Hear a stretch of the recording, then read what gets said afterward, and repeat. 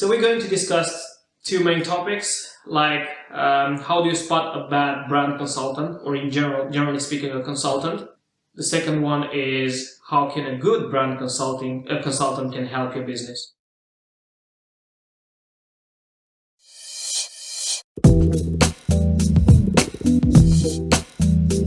Hi everyone, Peter here from Moxels agency, and we're here with Mario Ronci for manufacture.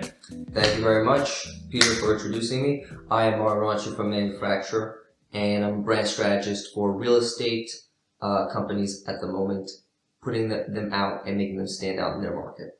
All right, so we just got here. We're in London right now. We came for a trade show in the retail industry, and we came here to see what's up in the industry and how we can get to know more people in this industry and get to work with them and help their businesses. So now we're back to our retreat, and we just thought of making like an impromptu video and discuss a few things here. And it's going to be a short conversation on different things, right? Yeah, it's just going to be like a free flow conversation about different things. So I hope you guys will enjoy it. So we've got a few topics that we want to cover, like how do you spot a bad brand consultant, or in generally speaking, a consultant for your business. You don't want to get the worst guy in this industry, or a beginner, or somebody like that. And the second one is how can a good brand consultant can help your business. So what's your thought on that, Mario? Go on, tell me. No, for sure, no. So a bad brand consultant. Do you have any experiences with bad consultants? Let's say with other peers in your industry. No, I mean the thing is, I don't know. Like I said, I've been in brand strategy for at least 2 years now, so I wouldn't say I'm that experienced, but getting my feet wet and understanding the different ways of how branding works, right? And there's two ways. Branding is made like for, visibility, right? Yeah. To make somebody stand out. But if you go the extra mile, which is, understanding how to get that certain result that they want, right? Every time a client comes into to me or to you, they really just want some sort of one singular result to happen from all of this stuff that we call branding. They just want that singular result. Either want that. So they have like a main challenge, so to say. Yeah, a main challenge, like one client, or the one client they really want more of, or a really like to be influenced in the industry or something, or get that one person that really is important to them. But they have there's all these different types of things, but it all ends up into that, right? You said the main category, the main challenge, the main goal that they have. And so a bad brand consultant would be somebody who is going to recommend everything. Like, you need to do this, you need to do that. Exactly. Whether that's relevant or not. Exactly. He's going to recommend a lot of things that aren't important just because they're they know how to fix just because they know that's the tool they use, right? Yeah. And us designers, we can get guilty of that too, because we only see, and I've been guilty of that, is like just doing a brand identity and then calling it a day. But then, that doesn't help, right? I put out these nice visuals, but it doesn't really help them as much as they think it does, right? I think, it's just the foundation. You have to figure out whether that actually solved the client problem, whether that helped their business grow, whether that helped them to sell more products, sell more services, whatever they're doing. So, as a consultant, you have this duty, this responsibility towards brands, towards companies to do all these things and help them in this way. So a bad brand consultant will be someone who recommends everything in the book, right? That they have. They use the only tool they have, and they will say that tool is the solution to your problem without actually knowing that's actually the solution to your problem. So a lot of consultants, when they start working with companies or brands, they start by going through a strategy session, right? Yes. And they try to discover and uncover a lot of these challenges. But I feel like some of them just get stuck into all these details. They don't uncover the main challenge. They uncover every single detail, and they just try to fix 1,000 things. Right, and that's a prioritization. That's distracting from the focus. That's a prioritization of goals. And the thing is And I had a recent project that It's very well put. involved that, which is basically like, I wanted to change the LinkedIn profile, I wanted to change this, but then I realized like, well, then I don't really need to change the LinkedIn profile as much. I know that these are the two main assets, are the landing page that I want to drive paid traffic to or whatever, and the direct mail that I'm putting out. Both of the two are the huge things that we can measure, so to say, the ROI, the return on investment, over time. Whereas stuff like a LinkedIn profile, listen, there are probably people out there who know how to do this, but I'm just saying, in this situation, if I want to get a client a result, what is the quickest way to do that? And if it's with these two things, then that's great. So then you can cut out the thing about creating a banner for your Facebook page, right? You build that out later because you want to get that quick win, not quick win, but that main challenge solved first as the first priority. The second priority then would to be actually create a cohesiveness in the whole brand, right? Which is to, make sure that the banners are nice and all that. But that's in second importance. That's in second in priority. Exactly. Yeah, and I also noticed that in visual design as well, which is something that we specialize on. People just try to focus on a lot of things that are not relevant to that brand, visually speaking. They're doing all sort of random designs which don't tell much about the client product. Instead of focusing and uncovering that main problem that the client has, I want to sell this product. By experimental, in your case, since you do, product design mock-ups, not mock-ups, but like renderings, what would you say is experimental and not functional, at least in them? Experimental is like coming up with a design for the client that the client may or may not need. You may think the client needs it, but you come up with that design just because you're passionate about what you're doing and just because you want to make things look nice, and you're guilty of doing exactly that. You're coming up with a design that looks nice, but may not be entirely relevant. So I think that's where a lot of people, if you nail this down correctly, you'll be able to transition from a designer into a consultant if you get this right. If you put the client, if you make your client as a priority, and instead of your own passion. No, for sure. And I think the last thing that would be about what you need to look in for, like a bad brand consultant or whatever, or even bad consultant, is that they cannot measure results for you. And they cannot take that extra mile to do that.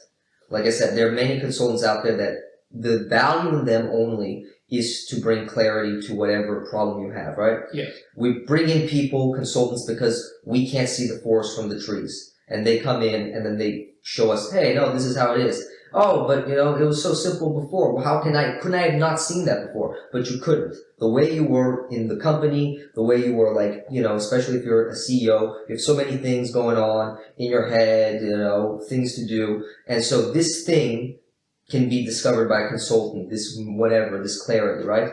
But then, if clarity isn't the only option or the thing that is the big problem, then it's about, measuring that, right? And that brings in the marketing part, which is, how do we move the needle? How do we make sure that we know that we're getting a return on investment? And that's a key word, because you need to measure two things. You need to measure the results, and you have to measure the improvements. If you can't measure it, it doesn't exist. Yes. So results, meaning you have to measure the results, like, conversions on sales. Sales conversions. Forms filled out, right? If you have like a landing page, you have a form, right? This is just in my experience, right? Form filled out with all the information. The frequency of that page being filled out is incredibly important, right? And then, so those are like results because you get them, right? Whereas improvement metrics is now you look at the landing page copy, you look at how well it's performing, and then you change that to see if it could be better. And then those improvement metrics help improve the results metrics, basically. All right. That's interesting. Now, a challenge for visual designers is, how do you measure design? How do you measure beauty? That's a hard one, right? I think, again, as you said, it has to be tested with the customer. You take that design, you put it in front of the customer and see what's their reaction. Are they going to buy more of these things? Are they going to buy less? Right. And there's always the special cases. I mean, if you look at, the thing is, and it's always because of the context of the company, right? if you're like a Pentagram, or if you're like a MasterCard and you're looking for Pentagram to rebrand you, there's a huge amount of risk involved because, it's a big company, and if all your logos are messed up, suddenly, your reputation can fall, missed sales can happen all of a sudden, just because you're screwing up the way you look. Because people, in general, just as a scientific fact, love to be consistent. And if they see something that isn't consistent, they get, pissed off or angry about something. So. And I think the worst thing that a consultant can do in this case, a design consultant, a brand consultant, a marketing consultant, is to jump into the project, into the client's project, and change a lot of things without measuring them. And they will realize later that they have changed so many things. They don't really know where the problem is coming from. They don't know why the sales have dropped if they made a bad design. Right. So they'll have to go back to reiterate that and see, well, we've changed this. Maybe it was this thing that we've changed that. So did you say that they're changing it without actually knowing what is the problem before anything? Yeah, they just assume. They're just assuming. Yeah. Yeah, they're going off assumptions, and that's bad. You cannot. Yeah. You've got to go off metrics. And metrics can seem boring, because it's math and all that stuff, but it's incredibly important because it brings tangible value to what you're bringing to the table. Yeah. Suddenly you can measure a growth. And how good is it when you can show that, growth that you did from, 10 customers a month on a website to 1,000 a month. Suddenly that increase is good. Sometimes that suddenly is a measurable piece of value. Mainly, if a brand consultant is going to do things, they need to have a mixture of data. Yeah, and I think there's another thing. It's like they have to have a mixture of, the data that is like the imperative, like the metrics, the stuff that is the hard data, and then the emotional data, which is the stuff that you get from your target market, the psychographics, the industry insights, all that stuff. Those combination of the two things allow you to first speak from a place that the customer actually understands and appeals to, which then helps with, improving those metrics that you're thinking of. Mm-hmm. So what's your process? Do you have like a specific process that you practice when you engage with a client? Like just in simple steps that don't get into... No, for sure. So, no. Simple steps. First, I would understand what their expectations are immediately, right? All right, yeah. What's the goals of the project, right? What is the goal of the project? Do you want more customers? So just saying like, I want it to be nicer. That's not a goal. No, it's not a goal. That's a goal for the design, right? You want the design to look nice. Even for the design, it cannot be a goal. Like, define nicer. No, exactly. That can be quite subjective. So you bring up a good point because that's not specific, right? Maybe if they were saying, "Oh, nice design," what do you mean by that? Do you mean like simple, like Apple, or simple? And then simple has different connotations, like simple vintage, simple Apple, simple modern, simple modern deco, art deco. Like I don't know. There's so many styles that a designer can put out, but you have to be really clear on what those things are, and if they have to map to the main message. So starting from expectations, obviously, and the goals, right? And then starting to figure out what it is wrong. What is wrong with the brand now? What is wrong with the online assets, right? Mainly the online assets and the print assets as well. I've got a good question here. I'm just going to note it down so I won't forget it, but go on with that. Right, so the online assets and the print assets, which are both very important parts of consumer touchpoints, basically whatever the customer comes in contact with, right? And so what happens is that once you understand that what is not necessarily wrong with it, but what could be tweaked, right? I'm not coming in there to throw my, creative, I don't know, dick around, throw my creative dick around, right? I don't know, I'm there to tweak and improve the result just enough so that they get the result that they need, right? So that can seem like, to creatives, like a detriment. They'd be like, well, why aren't you going to change a lot of it? Why aren't you going to change everything? We can make it much nicer. We can make it much nicer, but that's not the point. That's not the point. The point is the simplest way to the end result. And the problem is, once you internalize that, you start to see a lot of unnecessary stuff. Yeah. right? And then you cut the fat from that. So the audit helps with understanding where this can be tweaked better. And then the strategy sessions come in, right? You understand the brand, you understand the ideal type of market they're in. You ask the client, hey, what's an ideal type of client you really like? Or, depending, the strategy sessions vary, right? I'm talking from my perspective of, which the end result for my client would be more specific ideal type of leads or clients that they want, right? So I structure the strategy session to get to that insight, right? And I see this a lot with brand consultants, is that they get a lot of high off of learning a framework. Yeah. And then suddenly they just go out and apply that framework to everyone. And it could work, not saying it won't, but it's not tailor-made to create the insight that you want. Yeah. And that's what you want. If you're talking about consumer insights, you need a user profile, you need a user journey of some sort, right? You can't leave that out. You need to know who you're engaging exactly. with. Exactly. You can't just do brand and be like, okay, just throw it out there. Yeah, you can't just do brand let's just define the brand exercises, like a brand attributes exercises, and that's it. Yeah. No, you can't do that. So. Yeah. Now I'm going to have a question for you. Is you started from the point the client comes because he knows he has a problem to solve. And whether that is clear or not, that's up for you to discover.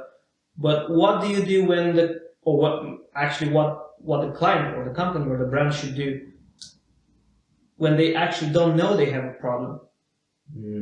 Yeah. So how would they unravel these problems in their own process before even coming to you or to me or to anyone? How they would unravel those problems themselves? Yeah. Right. How would they? The thing is, if you have a problem in your business, how do you try to? Well, the thing is, everyone does a lot of research, I'd say. Yeah. They go online, or they, look up people that, they probably might know, or maybe even talk to friends about it, like, hey, I have this trouble in this business, this is, not, trusted partners or whatever, right? They start there, which is that particular, first part of research. And I'd say every consumer or user does that when they're looking for a problem. They want to be incredibly informed on everything. So that's the first part. Second part is actually finding out who can solve the problem the best.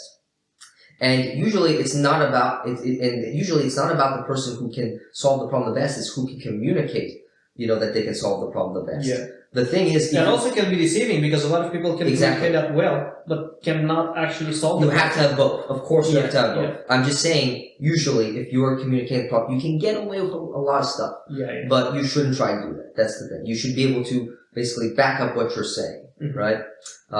So really that's incredibly important. Incredibly important. And so if they find someone who communicates the best to them, they're going to sign up for, if you have a scheduling page, right? You sign up for a meeting, right? And then that meeting, and at least with my clients, I like to go through, it is a sales call, of course. If the thing is, if I find it's a good fit, I will try to sell the product. I have no shame in that. But the key thing here is that during the conversation, it is a discovery before the discovery. Yeah. Right? I'm asking questions to really figure out if they have a problem.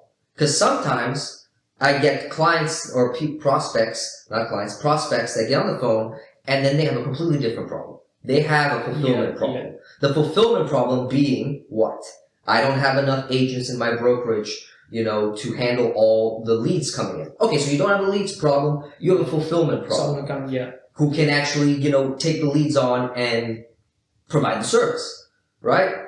So I have nothing, I cannot do anything for you, you're good to go, right? Yeah. But when someone says, we're having a really tough time in the market, something is just is too competitive, we don't know what these people want, and there's a bad perception of realtors, and they don't like us, so they rather just go to a Zillow marketplace, which would get them an easier convenience instead of going with a brokerage or a broker, and we have to try to be all this stuff, influencers, and I don't want to be an influencer. I want to sell just a house, Mario. And okay, I get it, right? And so you start uncovering the problems. So how much of your customer base is this type of client, right? Because then they usually have a customer base of a certain type of client, right? They have let's say 20% is industrial, commercial space or whatever, Yeah. buyers or whatever. And then was it 20? And then 80% is apartment condo owners who want to sell things, right? Yeah. So who should we focus on, right? So if there's too much of apartment condo buyers and they want to target more so the the industrial space buyers or whatever, right? Yeah. If they want to target that ones, and especially if those industrial ones, and I ask those questions like, is that your most profitable target market? Is that, and then like, oh, okay, yeah, it is. So why is it uneven, right? Yeah. And then that, you start to uncover the problem. It's like you're digging. Yeah, right? so that's an example of how you can solve some of these. And I'm not even using a framework. Yeah. I'm just talking basic. Yeah. You know, a consultant isn't the strength of his framework. It's the strength of his questions, always, right? So, you know, the probing questions, like, tell me more about that. Why is that, right? These very vague, but they pull a person in and you just let the person go and talk and talk and talk, and they pull out different triggers and stuff like that, and you say, why is that? Okay, why do you think this exists with this? You know, and so all this stuff is really good because you're questioning the person before they even start figuring out, and you already are dissecting their problem. You could even pay for that. That's what we call consulting, but I call it a sales call or a consultation call, whatever you want to call it. All right. So obviously we can go on and on like this. Oh man, this is good. And discover all these things, but let's try to wrap it up just for this topic, because I have another topic for you. Oh, for sure. But for this topic, how would you summarize everything here? Like we've got the how to spot a bad brand consultant, and how a good brand consultant can help you or can differentiate from the bad one. Yeah, so the bad ones, you're gonna, again, the person who doesn't have any data, right? He doesn't work from any data. He works from assumptions. Yeah. He thinks that the tool is the solution to every problem. The tool he has is the solution to every problem. And he doesn't measure or improve anything. I think those are the 4 things, basically, right? And a good brand consultant or someone who is going to ask good questions before anything. He's going to try to figure out the problem before diagnosing any sort of solution, like a good doctor should. And he's going to make sure that he cuts out all the fluff to make sure you get the end result. And he's going to measure and improve on that end result as much as possible. Yeah, I think that's very well put. And ultimately, I think a good brand consultant can sometimes realize that he can't help. So he'll have to refer you or tell you, maybe you don't have a problem, or you have a problem that I can't solve, and I'm going to refer you to somebody else. And that's a consultant that actually is very valuable for the client, because the client knows that this consultant, this person, this professional is committed and honest. Yeah, I'm just not going to take your money because... Yeah. All right, let's wrap this up, Mario. It was good to have you here. No, for sure. It was very good to share your thoughts, and thanks for sharing that with the people, with the audience here. I'm going to plug my channel right now. Yeah, go ahead. So basically, if you just look up Mario Ronci, in Google, Mario Ronci, you're going to see that I'm creating a vlog, not even a weekly vlog, but it's just, whenever I can vlog about the reality of building an agency. And all I'm showing is all the different steps I'm going through, from the philosophical stuff, like the mindset, the changing of things, the ups and downs of an entrepreneurial journey, and the actual practical stuff, getting clients, talking to clients, managing client expectations, and I also do a few rant videos about different topics and stuff like that.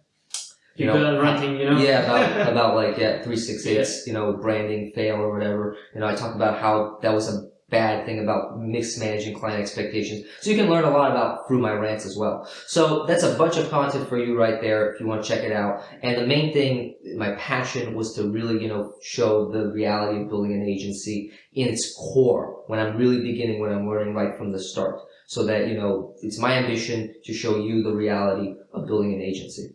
It's a very good channel. I'm following it as well, and I've learned a lot of things and I put that in practice for our agency at Moxels. So definitely I recommend that. Go check it out. And also subscribe to this channel, stay around, and we'll do more of these, right? Yeah, we'll definitely do more of these. We're gonna go back to Manchester, just relax a little bit, and then come back with some new videos after this trip. This was a little bit tiring today. Oh, sure. But yeah, definitely. That sounds very good. Nice. All right. I'll see you guys in the next one. See you guys. Have a good night. Bye. Bye. you.